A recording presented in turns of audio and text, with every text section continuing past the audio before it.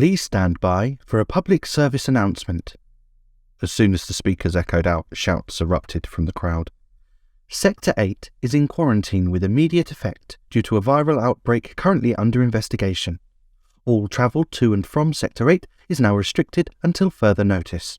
Although it is believed to be contained, please alert officials via your MySelf device if you are experiencing any of the following symptoms. It took longer than it should for Axel to realise he was currently stood in Sector 8's central food court.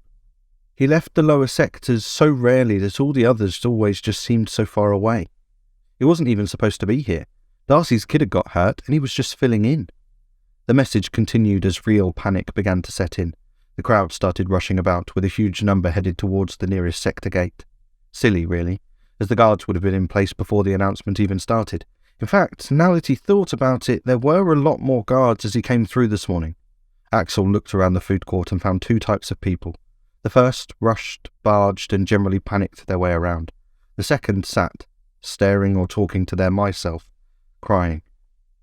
This was the third quarantine in as many months, and if any of the others were to go by, half the people in Sector 8 would not make it.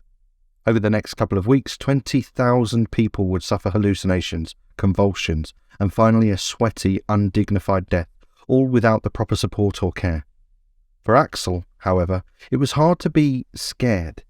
He had gotten himself stuck in both of the previous quarantines and remained healthy, despite heavy involvement in the Sector 5 relief effort.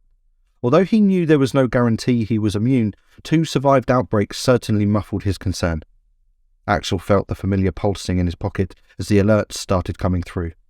Feeling an odd sense of obligation, he made his way to the S8 Med Centre to offer his help.